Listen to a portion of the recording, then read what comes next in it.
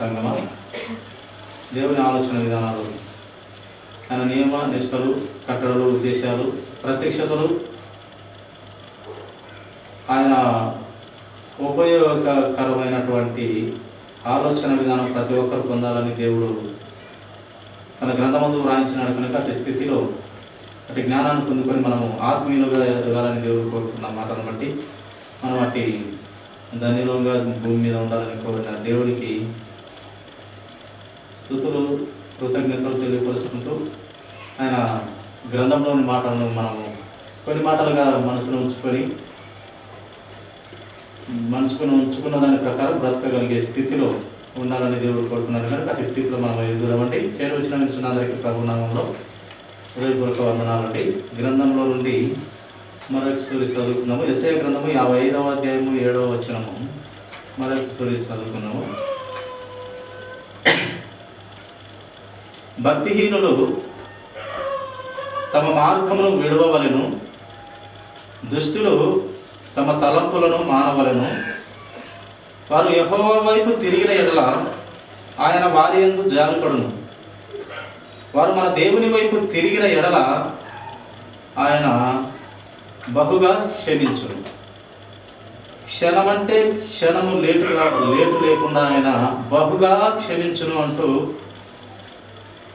భక్తుడు రాయిస్తూ వచ్చినాడు. పైన భక్తిహీనుడు ఎలా ఉండవని లేఖనం తెలియపరుస్తుంది మనకు అంటే, తమ మార్గములను విడవాలి, నరుని ఆలోచనలు విడవాలి. బాల్యం నుండి నరుని ఆలోచనలు చెడ్డవి. నీతిమంతులు లేడు ఒక్కడునూ లేడు, యథార్థవంతులు లేడు ఒక్కడునూ లేడు.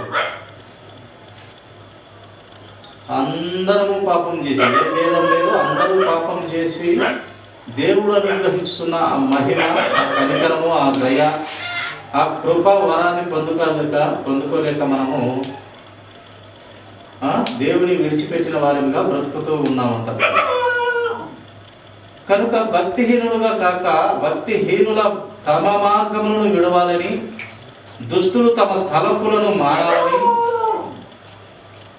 ఆ దుష్టులు ఈ భక్తిహీనులు కూడా యెహోవా వైపు తిరిగిన ఎడల ఆయన వారి యందు జాలిపడును. వారు మన దేవుని వైపు తిరిగిన ఎడల ఆయన బహుగా క్షమించే దేవుడు. ప్రియుల, బహుగా అంటే ఎక్కువగా. పనికిమాలోలే, బుద్ధిహీనులే, పాపం చేసినటువంటి వారే అయినప్పటికీ ఆయన వైపు తిరిగితే, సత్యములేకి చూస్తే, ఈ లోక పాపములను విడిచిపెట్టి సత్యమైన క్రీస్తును చూస్తే, ఆయన ఆజ్ఞను చూస్తే, ఆయనను ప్రేమించి ఆజ్ఞ ప్రకారం నడుచుకోవాలని చూస్తే, వారిని బహుగా క్షమించి పాపాన్ని తీసివేసి పరిశుద్ధత ఇస్తున్న మన యేసుక్రీస్తు ప్రభువు. అదే యెషయా గ్రంథము 48వ అధ్యాయము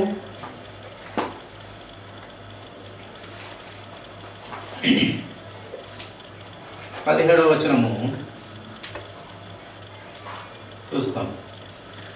నీ విమోచకుడును ఇశ్రాయేలు పరిశుద్ధుడునైన యెహోవా ఇలాగు సెలవిస్తున్నాడు, నీకు ప్రయోజనము కలుగునట్టు నీ దేవుడనైన యెహోవానగు నేను నీకు ఉపదేశము చేయుదును, నీవు నడవవలసిన త్రోవను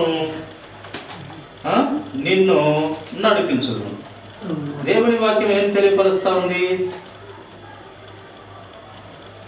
దేవుని వాక్యము ఏం తెలియపరుస్తూ ఉంది అంటే, ఈ లేఖన భాగంలో పిల్లరా, నీ విమోచకుడును ఇశ్రాయేలు పరిశుద్ధ దేవుడైన యెహోవా ఇలాగ సెలవిస్తున్నాడు, నీ ప్రయోజనం కొరకు, మన అందరి ప్రయోజనం కొరకంట, ప్రయోజనము కలుగునట్లు నీ దేవుడైన యెహోవానగు నేను, నీ దేవుడైన యెహోవానగు నేను నీకు ఉపదేశము చేయుదును. నీకు మంచి మాటలు, యథార్థత, నీతి, కట్టడలు, ఉద్దేశాలు, న్యాయ శాసనాలు నీకు బోధించదను, నీకు ఉపదేశము చేయుదును, నీవు నడవవలసిన త్రోవను నీకు చూపెదను, నిన్ను ఆ త్రోవలో నడిపించదను. నడవవలసిన త్రోవ చూపి ఆ త్రోవలో నడవమని దేవుడు ఈ గొప్ప గ్రంథాన్ని మన చేతికి ఇచ్చినాడు. ఏమి కోరి ఇచ్చినాడు ఆయన? మనకు ప్రయోజనం కలుగునట్లు కోరి దేవుడు ఆయన లేఖన భాగాలు జీవవాక్యం అనే దేవుడైన వాక్యమే దేవుడైన వాక్యాన్ని మనకు తెలియపరుస్తూ ఉన్నాడు. మన మంచి కోరి, మన ఉపయోగము కలుగునట్లు మనకు ఉపదేశం చేసి నడవలసిన త్రోవలు చూపించి నిన్ను నడిపిస్తాను అంటున్నాడు దేవుడు. ప్రియ చూడండి, దానియేలు గ్రంథము 6:23.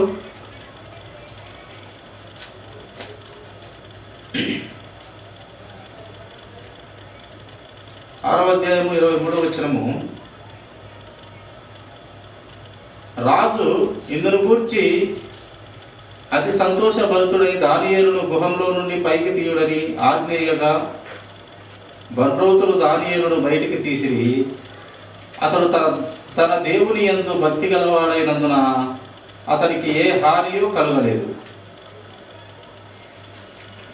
ఏ హానియు కలగకుండా ఉంటుంది. దేవుని భక్తి ఉంటే ప్రయోజనము ఉంటుంది. సింహాల బోనులో వేసిన దానియేలును బయటికి తీస్తే ఏ హాని కలగలేదు. అలాగే ఆ తప్పుకు కారణమైనటువంటి వారిని ఆ సింహాల బోనులో వేస్తే చీల్చి చెండాడేసినాయి సింహాలు. వారిని మాత్రమే చీల్చి చెండాడేసినాయి. దానియేలు దేవుని భక్తుడైన దానియేలును వేస్తే ఎందుకు చీల్చి చెండాడలేదు? దేవుని భక్తుడు కనుక ఆ భక్తుడే ఇంకా మరింత బలమైన సింహంగా కనపడి ఉండొచ్చు ఆ సింహాలకు. దేవుని భక్తుడైన దానియేలు ఆ సింహాలకు సింహములాగానే, ఒక పెద్ద సింహములాగానే దేవుడు కనపరిచి ఉంటారు. లేకుంటే చీల్చి వేసేవి కదా. తప్పు చేసిన వారిని వేయగా చీల్చి వేసినాయి అంట. ఆ భక్తిపరుని, దేవుని భక్తిపరుని వేయగా చీల్చి వేయలేదు. భక్తిలో ఉంటే మనకు ప్రయోజనము అని లేఖనము మనకు తెలియపరుస్తూ ఉంది. దేవుని భక్తి మనిషికి ప్రయోజనము. యేషోబు భక్తి ఎన్నో సంవత్సరాలకు ప్రయోజనకరంగా మారి ఆ దేశానికి అంతటికి రాజుగా లేక ప్రధాన మంత్రిగా ఆయన దీవించబడుతూ వచ్చినాడు. ఎందును బట్టి అతని స్థితి బాగలేదు. ఒక దేశానికి పోయి అమ్మివేస్తే పోయి అన్నలు ఆ దేశంలో ఎన్నో చాకిరి పనులు చేస్తూ నీతిగా యథార్థంగా బ్రతుకుతూ, అయినప్పటికీ ఆ పోతీఫరు భార్య తప్పు చేశాడని నింద వేసి 10 సంవత్సరాలు జైలేసిన ఆయన భక్తి పోలేదు. నింద వేసిన ఆమె మీద కూడా ప్రతి నింద మాట చెప్పలేదు. అనవసరంగా చేసినాడు అయ్యగారు అని చెప్పలేదు. 10 సంవత్సరాల తర్వాత దేవుని భక్తుడైనందున అతను కళలు చెప్పే, ఆ కళలకు భావం చెప్పే ఆ భక్తునికి దేవుడు గొప్ప ఆలోచన ఇచ్చినాడు కనుక అతను ఆ దేశాన్ని అంతటిని నడిపించగలిగిన ఒక రాజులాగా, ఒక ప్రధానమంత్రి స్థితిలోకి వెళ్ళినాడు. భక్తి ప్రియుల భక్తి. చేయని తప్పుకు శిక్ష పడినను ఒకానొక సమయం దేవుడు నిన్ను నన్ను అందరినీ లేపేటువంటి దేవుడుగా ఉన్నాడు. అందుకే మొదట చదువుకున్న లేఖన భాగంలో దుష్టులు, భక్తిహీనులు తమ నడకలు మార్చుకొని ప్రభువు వైపుకు అడుగులు వేస్తే క్షణమంటూ క్షణం నెట్టుచుక బహుగా మిమ్మల్ని దీవిస్తానన్న దేవుడు గొప్పవాడు. యోబు గ్రంథము 6వ అధ్యాయము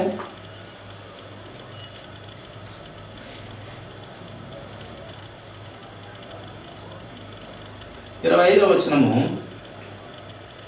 మాట చదువుకుందామండి. యథార్థమైన మాటలు ఎంతో బలమైనవి, అయినను మీ గద్దింపు దేవునికి ప్రయోజనము. చూడండి, మరొకసారి చదువుతాను వినండి. యథార్థవంతమైన మాటలు ఎంతో బలమైనవి, అయినను మీ గద్దింపు దేనికి ప్రయోజనము? క్వశ్చన్. మీ గద్దింపు దేనికి ప్రయోజనము? మనిషి గద్దింపు ప్రయోజనం లేదనంట. మనిషి ఇచ్చ నుండి వచ్చే మాట అయితే ప్రయోజనం లేదు, కానీ దేవుని నోట నుండి వచ్చిన మాట మనిషి పలికితే ప్రయోజనం ఉపయోగాలు అర్థం చేసుకోలేమంట. మనిషి సొంత ఆలోచనలు చెప్తే ఎవరికి ఏమీ ప్రయోజనం లేదంట. దేవుని మాట అయిన మాటను మనిషి పలికితే ఎప్పుడు ప్రయోజనం అవుతుంది అంటే మనిషి మాటకు ప్రయోజనం లేదు, కానీ అదే మనిషి దేవుని మాట పలికినట్లయితే ఆ మాటకు దేవుని జీవం పోసుకొని దేవుని శక్తిని పొందుకొని బలపడుతుంది అంటారు. మొత్తానికి యథార్థమైన మాటలకు బలం ఉంటుంది. యథార్థత కలిగి ఉండాలి.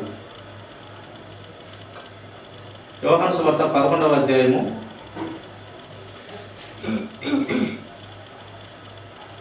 ఇది మళ్ళీ తూరి చదువుతున్నాం. ఈ యొక్క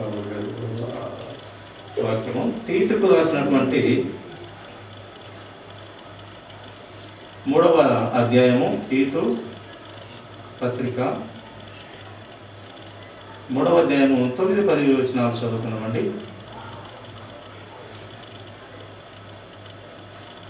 అవి వేక తర్కములను, వంశావళులను, కలహములను, ధర్మశాస్త్రమును గూర్చిన వివాదములను, నిష్ప్రయోజనమును, వ్యర్థమునై ఉన్నవి కనుక వాటికి దూరంగా ఉండు. అవివేక తర్కములు, కొట్లాటలు,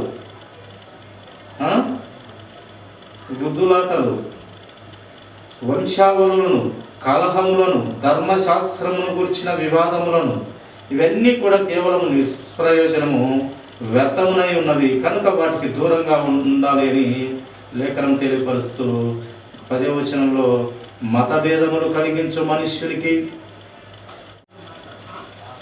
యోహాను సువార్త 11వ అధ్యాయం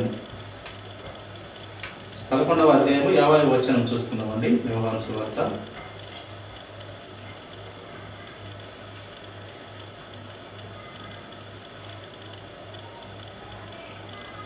మన జనమంతయు నశింపకుండునట్లు ఒక మనుషుడు ప్రజల కొరకు చనిపోవుట మీకు ఉపయుక్తమని మీరు ఆలోచించుకొని కొనరు అని వారితో చెప్పారు.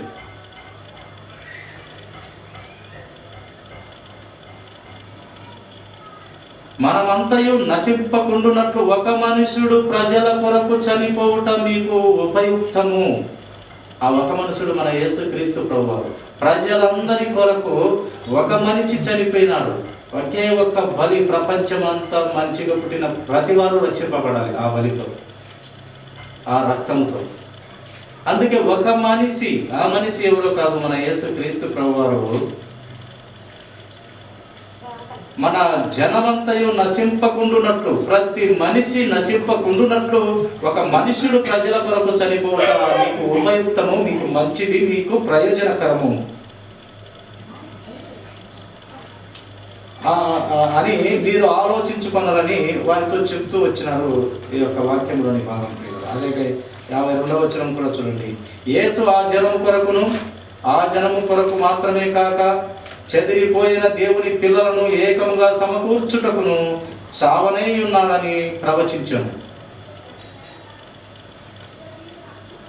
ఒక్కరికి ఇద్దరికి దేవుడు చనిపోలేదు, అందరి కొరకు చెదిరిపోయిన దేవుని పిల్లలను ఏకముగా సమకూర్చుటకు, చెదిరిపోయిన వారిని కూడా సమకూర్చి చేర్చుటకు ఆయన చావనై ఉన్నాడని ప్రవచిస్తూ వచ్చినారు ఇక్కడ లేఖన భాగంలో.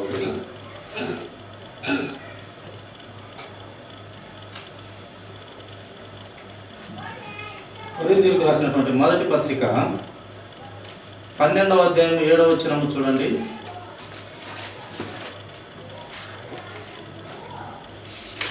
మరియు ఒకని కనికరమునే కోరుచున్నాను గాని బలిని నేను కోరను అను వాక్యము మీకు తెలిసి ఉంటే నిర్దోషులను దోషులను తీర్పు తీర్చక ఎందురి. అందరి ప్రయోజనం కొరకు ప్రతి వానికి ప్రత్యక్షత కొరకు దేవుడు వచ్చినాడు ప్రియుల. 1 కొరింథీ 12:7 అయినను అందరి ప్రయోజనము కొరకు ప్రతి వారికి ఆత్మ ప్రత్యక్షత అనుగ్రహింపబడుచున్నది. ప్రతి ఒక్కరి ప్రయోజనం కొరకంట దేవుని ఆత్మ ప్రత్యక్షపరచబడుతున్నది. ఒకరికో ఇద్దరికో, నమ్మిన వారికో నమ్మని వారికో కాదు, అందరికీ భూమి మీద పుట్టిన ప్రతి మనిషికి వాక్యము ప్రత్యక్షత కావాలని దేవుడు కోరినాడు అని వాక్యం ఇక్కడ మనకు తెలియపరుస్తుంది. అందరి ప్రయోజనము కొరకు ప్రతి వానికి ఆత్మ ప్రత్యక్షత అనుగ్రహింపబడుతున్నది. ప్రతి వానికి,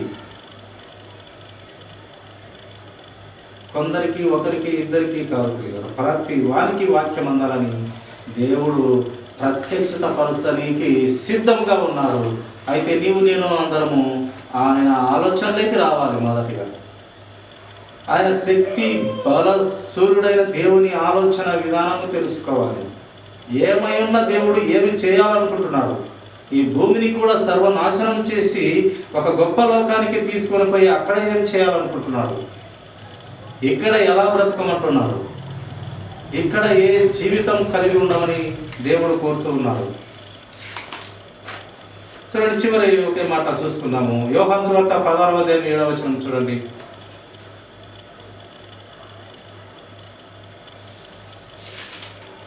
యోహాను సువార్త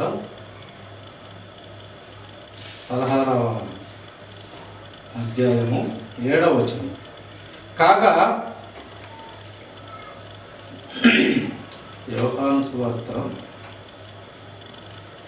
16:7 నుండి అయితే నేను మీతో సత్యము చెప్పుచున్నాను, నేను వెళ్ళిపోవుట వలన మీకు ప్రయోజనకరము. నేను వెళ్ళని ఎడల ఆదరణకర్త మీ యొద్దకు రాడు, నేను వెళ్ళి ఆయనను మీ యొద్దకు పంపుదును. యేసు క్రీస్తు ప్రభువారు ఈ లోకానికి వచ్చుట, పరలోక రాజ్యం నుండి ఈ లోకానికి వచ్చుట మనకు ప్రయోజనకరము. ఆయన మరణమౌట మనకు ప్రయోజనకరము కనుకనే మన పరమ తండ్రి ఆ కలువరి శిలువలో నలుగబడుతుంటే ఆయన ఆనందిస్తూ వచ్చినాడట. ఏమి ఆ ప్రయోజనకరము?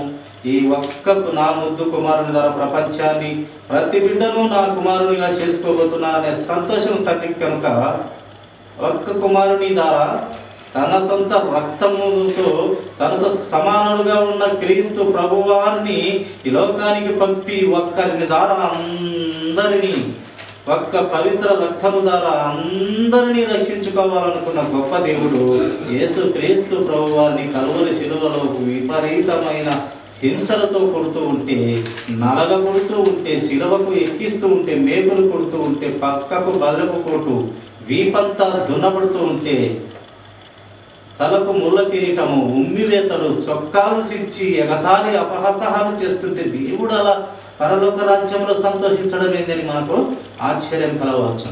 కానీ ఆ సంతోషంలో ఏందయ్యా ఆశ్చర్యం అంటే, నిన్ను నన్ను ప్రతి బిడ్డను ఈ భూమి మీద కాపాడాలనుకున్నాడు. పాపపు స్థితిలో నుండి పరిశుద్ధత వైపుకు నడిపించాలనుకున్నాడు.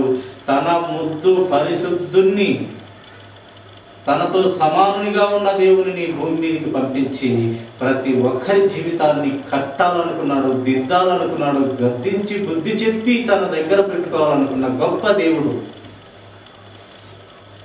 మన పరమ తండ్రి.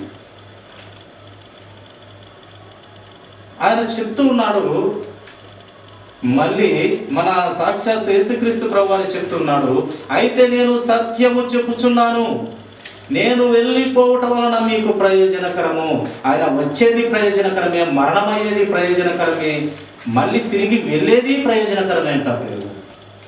తిరిగి మళ్ళీ వెళ్తున్నాడు ఆయన, అది కూడా ప్రయోజనకరమే. ఏంది ఆ ప్రయోజనం అంటే, నేను వెళ్ళి నా తమ్ముడు లాంటి పరిశుద్ధాత్మ దేవుని పంపిస్తా, అతను నా మాదిరి మీకు కనపడి అలా కాదు, డైరెక్ట్గా మీ హృదయాల్లోనే గుడి కట్టేస్తాడు ఆయన. ఆయన ఏదేదో కొత్త భాషలు, కొత్త మాటలు చెప్పడు. నా మాటలనే చెప్పి మిమ్మల్ని ఇంకా బలపరుస్తాడు, మీ దగ్గరే ఉంటాడు. నేను వెళితే మీకు ఇంకా ప్రయోజనము. పరిశుద్ధాత్మ దేవుడు మీ హృదయాల్లోనే ఉంటాడు. ఆయన వెళ్ళిన ప్రయోజనమే, వచ్చిన ప్రయోజనమే, మరణమైన ప్రయోజనమే, తిరిగి లేచిన ప్రయోజనమే. ఆయన ఏమి చేసినా మనుషుల ప్రయోజనాల కొరకు ఆయన చేసి తిరిగి రాబోతున్న యేసు క్రీస్తు ప్రభు వారి కొరకు మనము సిద్ధపాటులో రక్షణ లేకుంటే సిద్ధపాటులో ఉండాలి. రక్షణ లేకుంటే సొంత నోటితో ఒప్పుకోవాలి. పాప క్షమాపణ నిమిత్తము బాప్తీసం తీసుకొని భద్రం చేయబడిన బిడ్డలముగా ఉండాలని దేవుడు కోరుతున్నాడు. ఎప్పుడన్నా రానివ్వండి, రేపే రానివ్వండి, ఇప్పుడే రానివ్వండి. రెండవ రాకడగా క్రీస్తు యేసు ప్రభువారు వచ్చే సమయకాల ప్రతి బిడ్డ ఎలా ఉండాలంట?